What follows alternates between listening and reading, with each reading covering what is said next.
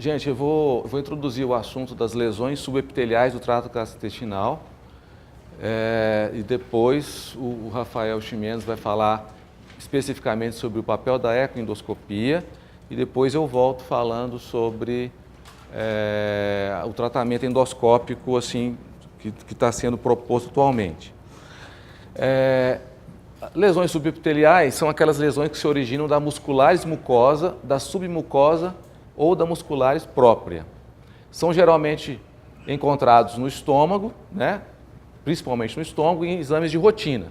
Normalmente são lesões assintomáticas, no início, ao diagnóstico são geralmente menores que 2 centímetros e elas elevam uma mucosa de aspecto totalmente normal. Raramente elas complicam localmente, né? Com sangramento, com obstrução ou já tem metástase à distância no caso de lesão tumoral. E isso vai depender do tamanho, da localização e do tipo histológico da lesão. O importante é entender que menos de 15% dos tumores são malignos ao diagnóstico. Então a chance de você encontrar uma lesão subepitelial no exame de rotina e ele já ser maligno é baixa. Porém, a aparência endoscópica da lesão benigna e da lesão maligna é a mesma. Então aí que está o problema. Você vê uma lesão, você não sabe se ela é benigna ou se ela é maligna. Provavelmente pelo tamanho, você pode inferir que ela seja, e pela prevalência, né, que ela seja uma lesão benigna. Mas não dá para ter certeza, por isso que a gente tem que prosseguir. As biópsias superficiais, elas são inócuas, né, as biópsias de rotina. Então, é necessário que haja uma biópsia profunda ou uma ressecção profunda do tecido ou uma biópsia guiada pela ecoendoscopia para fazer a histopatologia da lesão. A ecoendoscopia é o método ideal para diagnosticar o sítio de origem da lesão, né, de qual camada ela pertence, né, de qual camada ecogênica ela pertence. Existem 4 camadas ecogênicas, né? A 1 é a mucosa, a 2 é a musculares mucosa, a 3 é a submucosa e a 4 é a muscular própria.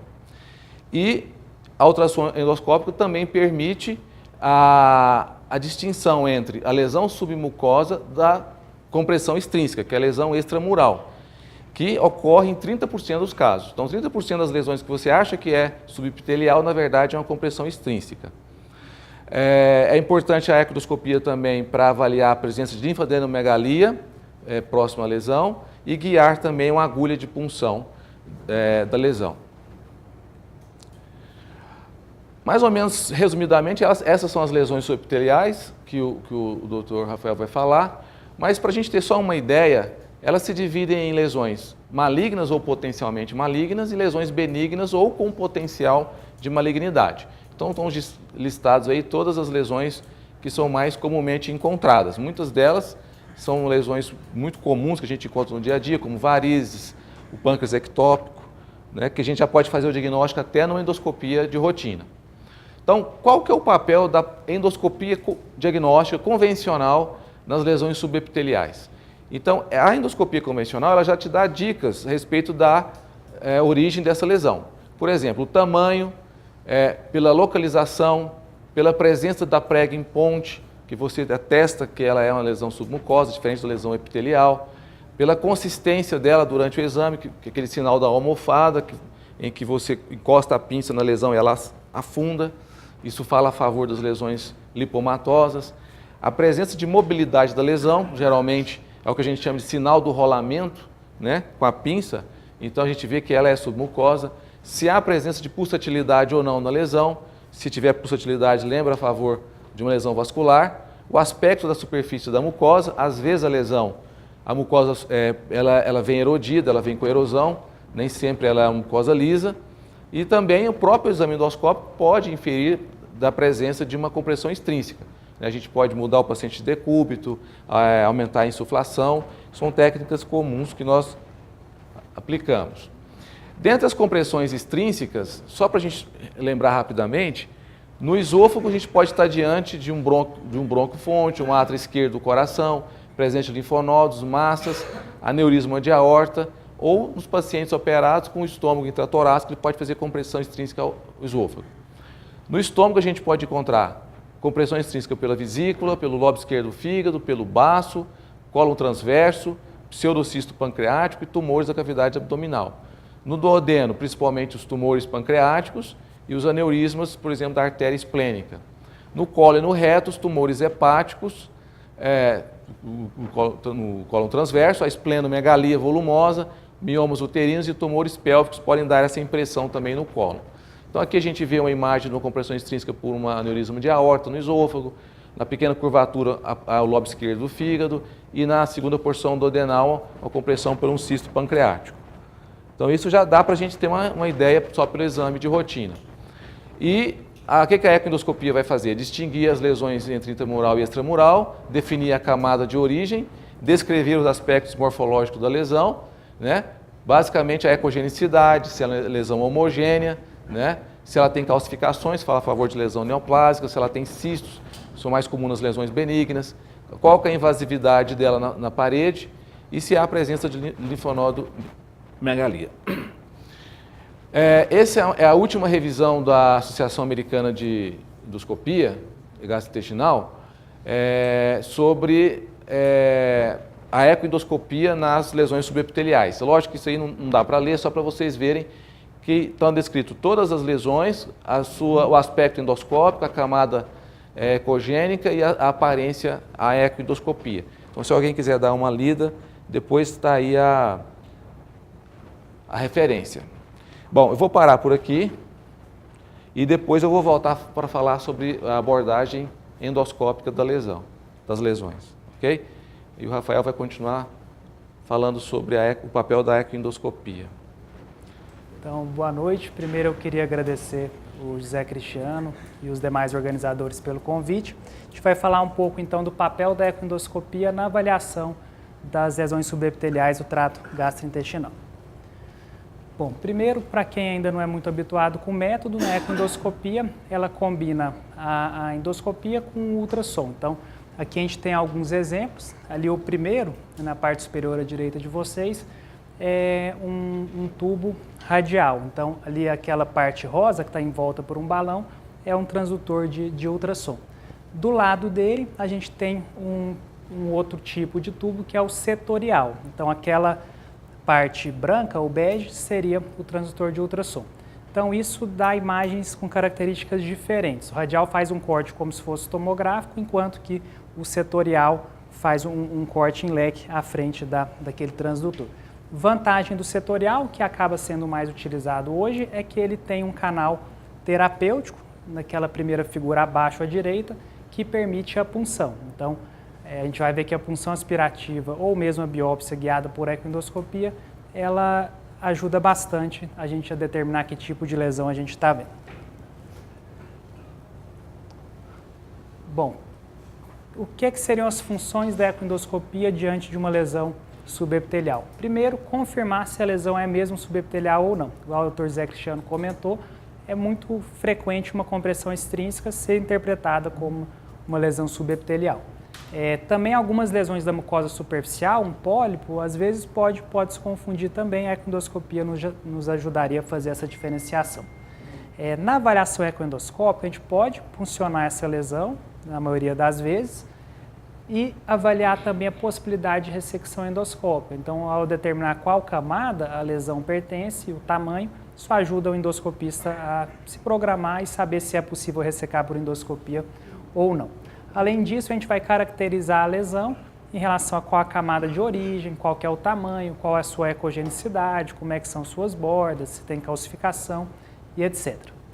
Saber o tipo histológico da lesão muitas vezes não é possível. Então, se a gente olhar só a imagem, a acurácia, quando comparada com um anátomo patológico, ela se situa entre 40% e 72%. Então, não é uma acurácia excelente.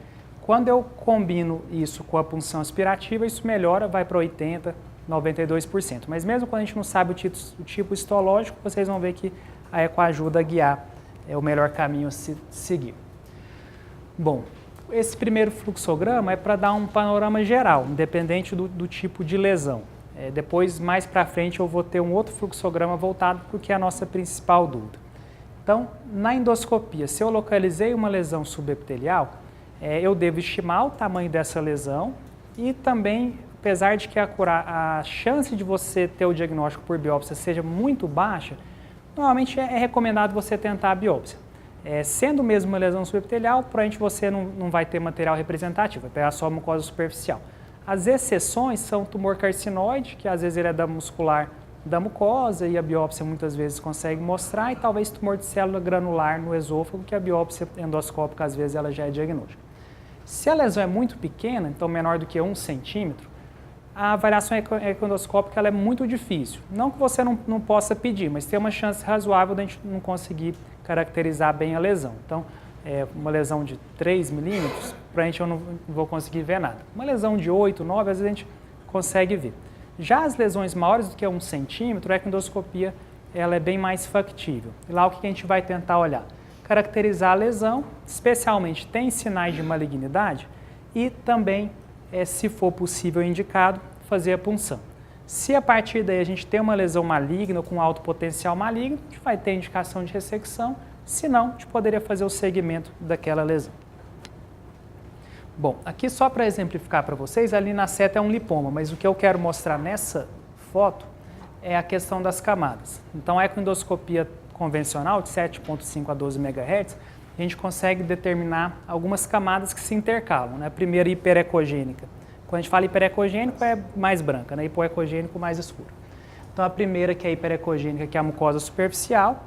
A segunda, hipoecogênica, é a muscular da mucosa. A terceira, hiperecogênica, submucosa. A quarta, hipo, a muscular própria. E, por fim, a gente tem também a camada serosa. Bom, como é que eu sei que eu estou diante de uma compressão extrínseca? O Dr. José Cristiano já citou, né, as principais fontes, né, da compressão. Vou mostrar para vocês 2 exemplos. Então, na primeira foto, tanto na primeira quanto na segunda, são protuberâncias, né, abaulamentos da parede do corpo gástrico. Na primeira, a ecoendoscopia mostra para a gente uma estrutura anecoide, que é a vesícula biliar.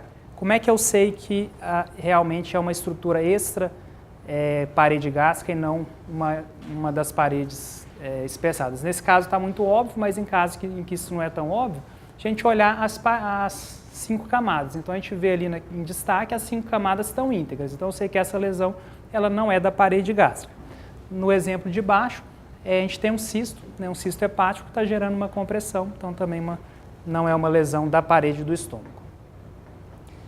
Bom, e quando a gente está diante de uma lesão subepitelial mesmo? A gente vai caracterizar principalmente qual é a camada de origem e a ecogenicidade da lesão. Então, algumas vezes isso é fácil você saber o tipo histológico. Então, por exemplo, se eu tenho uma lesão anecoide, eu sei que ela tem conteúdo líquido. Isso pode ser um cisto ou pode ser um vaso, uma varize, por exemplo. O Doppler me ajuda a tirar essa dúvida se eu estou diante de um vaso ou não. Se eu tenho uma lesão hiperecogênica da terceira camada, é muito provável que isso seja um lipoma. Eventualmente poderia ser outra lesão, mas muito pouco provável. Já as lesões hipoecogênicas é onde a gente tem mais dúvida. Então, por exemplo, a gente tem uma lesão que pode ser iso ou hipo, que seria o pâncreas ectópico, ele é bem característico, mas eu diferenciar uma lesão de quarta camada hipoecogênica, se é um leiomioma, se é um GIST, só pela imagem, provavelmente isso não é possível. Chivanoma ele é bem menos frequente. E essa é a principal dúvida que a gente enfrenta na ecoendoscopia, já que GIST é uma das principais lesões subepiteliais e tem a importância de ser maligno ou pré-maligno. Então aqui um exemplo mais fácil, a gente tem uma lesão no fundo do estômago, se a gente olhar a endoscopia até realmente dá para ter dúvida do que é, mas na imagem ecoendoscópica eu tenho uma estrutura anecoide com um Doppler positivo, então eu sei que aquilo é uma variz de fundo gástrico. O lipoma. Então, o lipoma ele é uma lesão que é mais frequentemente visto no estômago, especialmente no antro, mas também pode ser visto no duodeno e no cólon, por exemplo. Na endoscopia tem alguns sinais que o Dr. Zé Cristiano citou, que já podem sugerir, então uma lesão de coloração amarelada, com o sinal do travesseiro, que é quando você encosta com a pinça e ele afunda de forma semelhante a um travesseiro mesmo. Na ecoendoscopia, a origem é na terceira camada, na camada submucosa, e é uma lesão hiperecogênica. Até um detalhe que é importante, né? Hiperecogênico, mas em relação ao quê? A gente compara com a ecogenicidade do fígado e do baço, então, para a gente ter um parâmetro. E o lipoma é uma lesão que não tem potencial maligno, não precisa de ser puncionado, não precisa de ser ressecado na grande maioria das vezes. Então, ali um exemplo, a foto na endoscopia, né, de um lipoma de cólon, e aqui a imagem ecoendoscópica. Então, a gente vê uma lesão, deixa eu ver se dá para... Bom, uma lesão hiperecogênica. Se vocês olharem fora do estômago, a gente está vendo a gordura perigástrica. Aí você vê que o lipoma ele tem essa mesma ecogenicidade. Então, ele é hiperecogênico e ele se origina na terceira camada. O pâncreas ectópico, que é outra lesão que a gente vê com uma certa frequência, ele é localizado principalmente no estômago, na maioria das vezes na grande curvatura do antro. A gente tem também pâncreas ectópico no corpo gástrico, eles têm algumas diferenças na maioria das vezes, e pode ser visto no duodeno, no jejum e até mesmo no cólon. Na endoscopia, a maioria não tem, mas quando ele tem umbilicação central, pelo consenso brasileiro de ecoendoscopia, na realidade nem precisaria da ecoendoscopia para você afirmar que é um pâncreas ectópico, mas a maioria deles não tem uma umbilicação característica. A origem, ela pode ser submucosa, então os pâncreas ectópicos do antro, em geral, eles são da terceira camada, são da submucosa e são menores. O pâncreas ectópico do corpo gástrico, ele costuma ser maior e ele é um pouco mais profundo, então às vezes ele se origina na muscular própria, na quarta camada. A ecogenicidade é iso ou hipoecogênica em relação à fígado e baço, e ele tem uma textura heterogênea, que a gente fala que parece sal e pimenta. Se a gente tem uma lesão com essas características, normalmente dá para afirmar que é um pâncreas ectópico e muitas vezes não é necessário de punção, ressecção, nada disso. É uma lesão benigna e raríssimos casos de descrição de transformação maligna e também, na maioria das vezes, sem nenhum tipo de sintoma ou complicação. Pode acontecer dele ulcerar, dele sangrar, de gerar algum tipo de sintoma, mas isso não é comum. Então, ali duas imagens endoscópicas, né, do antro, uma com uma umbilicação central grande, ali é a primeira, uma outra já sem uma umbilicação central evidente, e fica mais fácil para eu mostrar para vocês. Então, aqui, para vocês entenderem, a gente fala onde ele se origina, a gente vê qual camada abre e a lesão começa. Então, aqui eu estou vendo a mucosa superficial, a muscular da mucosa, aqui a submucosa. Se eu acompanho a submucosa, ela abre e aqui eu vejo a lesão. Então, essa lesão ela é originada na terceira camada, ela tem uma textura um pouco hipoecogênica, um aspecto mais heterogêneo, e na camada abaixo, que é a muscular própria, ela está espessada. Isso é outra característica que o pâncreas ectópico, muitas vezes, ele tem. Então, essa seria uma imagem típica. Ele pode, às vezes, esse caso não tem, mas você vê estruturas anecoides dentro dele que correspondem aos ductos pancreáticos. Então, às vezes a gente consegue ver essa estrutura, também falaria a favor. E agora a gente vai entrar nas lesões que são um pouco mais complicadas e que o diagnóstico diferencial é mais importante, que são o leiomioma e o GIST. O leiomioma, ele é bem mais frequente no esôfago, né? 70%, 80% dos leomiomas eles vão estar no esôfago, principalmente esôfago médio e distal. Pode estar no estômago também, mas no estômago o GIST já passa a ser mais frequente. Ele é originado mais frequentemente na muscular própria, mas não é tão incomum ele ser originado na muscular da mucosa, então segunda e quarta camada. É uma lesão hipoecogênica e não que seja frequente ele ter calcificação, 6 a 18% das vezes ele vai ter calcificação, mas é bem mais frequente do que um GIST, por exemplo, que só tem calcificação em 3% das vezes. E é uma lesão normalmente benigna e com baixo risco de malignização. A gente tem evolução para leiomiosarcoma, mas não é tão frequente. Bom, então aqui são duas fotos endoscópicas, né? A primeira uma lesão mais alongada no esôfago e a imagem ecoendoscópica do lado mostra uma lesão bem hipoecogênica, originada na segunda camada, que seria a muscular da mucosa, bem sugestiva de leiomioma. Existem outras lesões que poderiam ter um aspecto parecido? Do ponto de vista ecoendoscópico até que sim, talvez não tanto nesse caso, mas tumor de células granulares, que é um tumor frequente, é raro, mas ele é mais frequente no esôfago, ele também é de segunda camada, também é hipoecogênico. Em geral, a aparência endoscópica a gente fala que é parecido com um dente molar, e ele costuma ser mais claro, às vezes meio amarelado. Então, nem sempre lesão hipoecogênica da muscular da mucosa no esôfago vai ser um leiomioma, mas é o mais frequente. E ali embaixo, uma lesão já no estômago proximal, originada na quarta camada, também hipoecogênica, nesse caso um leiomioma. Mas, por exemplo, se você me perguntar por essa foto, dá para afirmar que é o leiomioma? não, poderia ser um GIST. Então, é isso que às vezes é mais difícil de a gente determinar só pela imagem e a gente acaba dependendo da punção. E o GIST? Bom, o GIST é um tumor mesenquimal, né, gastrointestinal, que se origina nas células de Carral, que são considerados o marca-passo aí do estômago, e é caracterizado por uma mutação no gene KIT, que codifica a proteína c-KIT, que é um receptor da tirosina quinase. A maioria dos GISTs são de estômago, mas a gente pode ter também em delgado, eventualmente até em cólon. E o que mais chama a atenção dessa lesão é o seu potencial maligno. Inclusive, com risco de diagnóstico, a gente já ter metástase tanto hepática quanto intraabdominal, fígado e peritônio, por exemplo.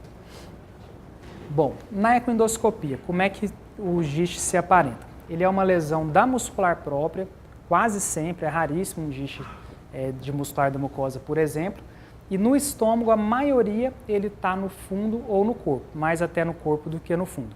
Pode estar no antro também, e a minoria na cárdia. Então, as lesões da cárdia, leiomioma, ele é mais frequente. Por outro lado, tem alguns trabalhos que sugerem isso, não sei até que ponto é relevante, mas que talvez GIST de cárdia tenha um maior potencial maligno. A lesão ela é hipoecogênica e pode ter algumas características que chamam a nossa atenção, que eu vou até mostrar nas fotos depois, que é um halo mais hipoecogênico e o centro menos hipoecogênico do que a muscular normal, por exemplo. Na maioria das vezes, pelo menos enquanto ele é benigno, é uma lesão bem homogênea e que pode ter alguns pontos hiperecogênicos no seu meio.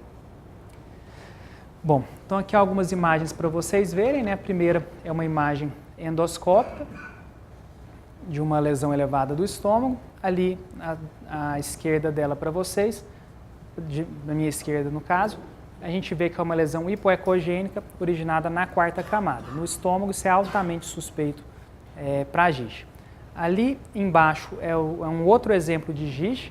Ali ficou bom nessa foto para ver a origem, né? Então aqui a gente vê bem a mucosa superficial, a muscular da mucosa, a submucosa e aqui a muscular própria se abrindo na lesão. E ela tem bem o halo hipoecogênico e o centro um pouco mais ecogênico. Então essa é uma lesão altamente sugestiva de GIST e a outra ali a mesma coisa.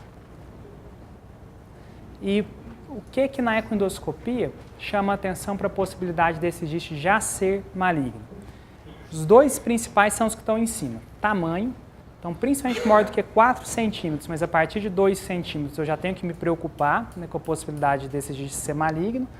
Ele ter bordas irregulares e esses dois de baixo um pouco mais controversos, mas em geral se a lesão é heterogênea, se ela tem áreas anecoides e áreas hiperecogênicas, isso fala a favor de malignização e se tem linfonodos adjacentes. E, além disso, uma mucosa ulcerada sobre um GIST também deve chamar a atenção para a possibilidade dele já ser maligno. Então, quando a gente recebe um pedido de ecoendoscopia, uma lesão subepitelial, e ela é bem característica de pâncreas ectópico, ela é bem característica de lipoma, é uma lesão mais tranquila, a gente dá o laudo para a pessoa que recebe seguir esse paciente. Agora, quando é uma lesão hipoecogênica da muscular própria, especialmente do estômago, isso muitas vezes gera dúvida, né? O que eu vou fazer com essa lesão, já que ela pode ser um leiomioma ou mais provavelmente um GIST. O que é recomendado? Se a lesão é muito pequena, especialmente menor do que 1 centímetro, mas alguns lugares falam menor do que 2 centímetros, eu vou fazer o segmento. Por quê? Essa é uma lesão que tem baixa chance dela ser maligna, né, ter um tamanho pequeno, e além disso é muito difícil você puncionar essa lesão e ter material suficiente. Inclusive é um grande problema que a gente tem. O que é descrito de literatura é que lesão menor do que 1 centímetro você vai conseguir material na punção em torno de 40% dos casos. Então, quer dizer, tem mais chance de eu puncionar e não conseguir material do que eu puncionar e ter material. E uma agulha de ecoendoscopia, ela deve estar custando hoje uns R$2.000 mais ou menos. E é descartável. Então, a gente às vezes não funciona porque realmente a chance seria muito baixa de a gente ter um diagnóstico. Eu faço um segundo exame em 6 meses. O tempo de duplicação de um GIST agressivo é em torno de 5 meses. Então, eu repeti o exame em 6 meses, eu vejo, a lesão cresceu ou não cresceu. Se ela não cresceu, pelo menos eu sei que mesmo que seja um GIST, ele não é tão agressivo e eu passo a seguir anualmente. Se ele cresceu, eu iria para o mesmo fluxograma ali do meio, né? Então, de lesões maiores do que 1 a 2 centímetros, inicialmente sem sinais de malignidade. Recomendação, punção aspirativa com agulha fina. O que eu vou pesquisar ali? A gente precisa de imunohistoquímica, eu preciso saber, para eu diferenciar um GIST de um leiomioma, eu sei que o GIST ele é c-KIT positivo, que é o CD117, e CD34 positivo. Já o leiomioma ele é negativo, o chivanoma também. Se não tem nenhuma dessas características, eu sei que não é um GIST, baixo potencial de malignização, eu posso simplesmente seguir esse paciente. É realmente um GIST? O ideal é que ele seja ressecado. Outra situação em que a ressecção é mandatória, se eu já tenho sinais de malignidade. Então, se eu tenho uma lesão muito grande, maior do que 4 centímetros, se ela tem borda irregular, se ela é heterogênea, tem linfonodo adjacente, tem uma mucosa ulcerada, ou seja, eu tenho algumas informações que sugerem que ela já seja maligna, talvez o melhor caminho já seria a ressecção. Bom, basicamente o que eu tinha para falar é isso. Vou deixar aqui também meu e-mail, se vocês tiverem alguma dúvida, e se quiserem perguntar, não sei se agora ou no final, pode. No final, aí eu vou estar à disposição para responder também. O Rafael falou bem, muito bem a respeito das lesões, e no final eu tenho 2 algoritmos, um que está no livro da SOBED e um outro que é da Associação Americana. E tem o do Rafael. A gente podia tentar chegar a um consenso do que é, né? Então, diante dessas lesões, o endoscopista ele tem 2 situações aqui. Ou ele admite uma conduta conservadora ou uma conduta intervencionista, né, diante da lesão. É lógico que a conduta conservadora, como tudo na medicina, leva como base o bom senso. Então, às vezes um paciente muito idoso, um paciente com condições clínicas muito ruins, né? Assintomáticos, com aqueles aspectos de benignidade, a gente não vai realmente fazer nada, vai só apenas seguir. E esse intervalo de segmento, na verdade, é variável, porque, igual o Rafael falou, faz com 6 meses, depois com 1 ano e depois com quanto tempo? Isso é um pouco variável. Alguns achados a gente já consegue definir pela própria endoscopia, pela ecoendoscopia, varizes, panquectópico, lipoma, cisto, a gente já não tem que preocupar, libera o paciente, está tudo certo. Agora, a conduta intervencionista, ela é exatamente naqueles casos que trazem dúvidas, né? Como, mesmo lesões assintomáticas, mas da camada 3, você tem que tentar fazer essa diferenciação. Então, você vai precisar fazer uma biópsia e provavelmente esse paciente vai ter que ir para uma ressecção endoscópica, ressecção endoscópica da submucosa. Da camada 4, que você tem a possibilidade de ser um leiomioma ou um GIST, você vai ter que colher material, né? E depois você vai ter que escolher uma técnica para a retirada dessa, ou endoscópica ou para o tratamento cirúrgico, né? E o objetivo é o quê? Você obter o material para você, então, direcionar o tratamento. Eu vou falar um pouco sobre as técnicas de tratamento endoscópico das lesões subepiteliais. Então, quando você está diante de uma lesão, uma possibilidade é você fazer uma biópsia sobre biópsia. Então, você utiliza geralmente uma pinça maior, você faz várias biópsias no mesmo ponto e você consegue tirar o material de dentro da lesão. A acurácia é menor do que 30%. Você pode usar uma pinça maior, que é a Jumbo, e que tem uma acurácia até relativamente boa, às vezes comparável até com a punção da ecoendoscopia, nesse trabalho que foi publicado em 2012. O risco dessas biópsias, dessas macrobiópsias, é realmente o sangramento da lesão, que depois tem que ser tratado. Uma técnica que você pode usar também é a técnica de destelhamento da lesão, né, que é a unroofing. Isso pode ser feito por um catéter de ponta, né, um needle knife, pode ser feita por uma alça mesmo, de polipectomia, pode ser feito com o auxílio do cap ou com a banda. Em relação ao destelhamento, uma das técnicas de você usar, não tem como eu apontar, mas acho que dá para todo mundo ver, que é aquela da esquerda, que é a SINC, a Single Incision Needle Knife. O que se faz? Você tem uma lesão, você pega um catéter de ponta, né, que serve como se fosse um eletrocautério, você pega a maior convexidade da lesão e você faz um corte em torno de 10 milímetros. Com isso você vai expor a parte interna da lesão, você pode depois pinçar ela com uma grasper e fazer uma biópsia. Outra possibilidade é você laçar a lesão e fazer um corte como se fosse um piecemeal, né? E você também pode expor essa lesão, quer dizer, só para diagnóstico mesmo. Outra possibilidade é você passar uma banda, aspirar a lesão e fazer uma liga, como se fosse uma variz de esôfago, e depois você pode vir com a alça e cortar na base, que ali já fez uma isquemia. Geralmente, a banda é feita após uma pequena elevação da mucosa com uma injeção com uma solução esclerosante, com adrenalina. O problema de você fazer esse tipo de ressecção é você aumentar a fibrose da lesão e depois poder dificultar um segundo procedimento endoscópico.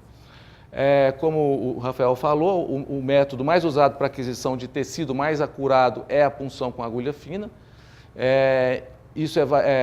A tensão do material depende do tamanho da lesão, da agulha, da técnica, da expertise e da possibilidade de se fazer uma citologia rapidamente. Senão o material também pode estragar, né? Pode deteriorar. Bom, se a lesão é uma lesão submucosa, por exemplo, da terceira camada ecogênica, você vai partir, então, em termos de tratamento endoscópico, para a ressecção endoscópica da submucosa. Isso pode ser feita ou com o CAP ou com uma banda. O problema é o seguinte, para fazer esse procedimento, você tem que ter um endoscópio com duplo canal. No primeiro caso, a lesão é elevada, passa-se o endoscópio com o CAP, a lesão é aspirada, e depois você aspira, e pode soltar, ela fica como se fosse um falso pólipo, você vem com a alça, laça ela e corta. Alguns trabalhos mostram um sucesso terapêutico alto, em torno de 80%, com um risco de sangramento até pequeno. E o CAP e a banda é mais ou menos o mesmo procedimento, mas faz primeiro uma liga e no segundo canal de trabalho você laça e corta, havendo a possibilidade aí de perfuração, caso seja, por exemplo, uma lesão mais profunda. Pode ser usada essa técnica para tumor carcinoide, para duodeno e também para reto com menos de 10 milímetros. Tá? Geralmente com uma avaliação ecoendoscópica prévia. As lesões da quarta camada, as lesões musculares, elas podem ser tratadas endoscopicamente, né, nos serviços que têm experiência. É um procedimento muito demorado, difícil, com um pouco de risco. Então o médico tem que estar realmente bem treinado, que é a ressecção endoscópica da submucosa. Então, os índices de sucesso podem ser bastante altos em mãos experientes, mas é uma técnica bastante demorada, em que você tem que ter um arsenal muito grande de materiais, como as facas, tem vários tipos de facas, coaguladores. Então, a limitação seria técnicas difíceis, tem o risco de você ter margens positivas, porque antes de fazer o procedimento, visualmente você vai marcar essa lesão onde você vai tirar, você pode marcar errado, risco de sangramento e também nos casos tumorais de dispersão do tumor. Aqui só para exemplificar, tinha um vídeo nessa aula, mas o vídeo ficou um pouco grande, achei que ia ficar bem demorado.